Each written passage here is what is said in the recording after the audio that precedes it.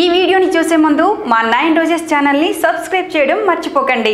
మరిన్ని latest updates కోసం పక్కనున్న గంట సింబల్ని క్లిక్ చేయండి. ఓ 2 నిమిషాల పాటు ముక్కు మూసుకుంటే పై ప్రాణాలు పైనే పోతాయి. మధ్యప్రదేశ్లో మాత్రం ఓ అద్భుతం చోటు చేసుకుంది. 10 రోజుల వయసున్న ఓ పసికందును సమాధిలో సజీవంగా పూడ్చిపెట్టి 4 గంటల తర్వాత కూడా ప్రాణాలతో బయటపడింది. మధ్యప్రదేశ్లోని బర్వానీ జిల్లాలో ఈ ఘటన చోటు చేసుకుంది.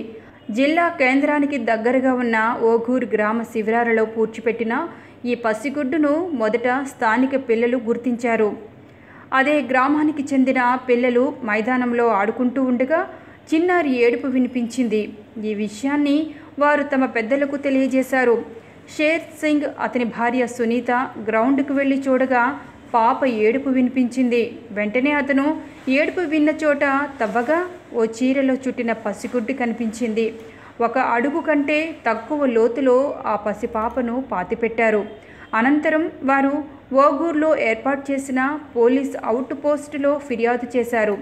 పోలీసు సహాయంతో వారు ఆ పాపను జిల్లా ఆసుపత్రికి తీసుకువెళ్లారు. డాక్టర్ రూప్ సింగ్ బడాలే ఆ పాపకు చికిత్స అందించారు. ఆసుపత్రి ఐసీయూలో ఉంచి ఆక్సిజన్ అందించారు. పాప శరీరంపై పురుగులు కనిపించిన గుర్తులు కనిపించాయి. దానితో పాటు పాపకు ఫ్లూ సోకినట్టు రూప్ సింగ్ తెలిపారు.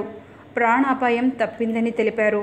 పాప తల్లిదండ్రులు, సంబంధీకులు ఎవరూ రాకపోతే గనక తామే ఆ పాపను దత్తత తీసుకుంటామని షేర్ సింగ్ అండ్ సునీత దంపతులు తెలిపారు.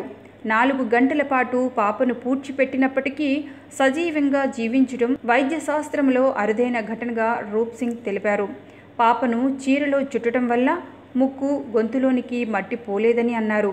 భూమికి అడుగు కంటే తక్కువ లోతులో పూడ్చిపెట్టడం వల్ల పాప ఏడుపు బయటికి వినిపించిందని ఆయన అభిప్రాయపడ్డారు.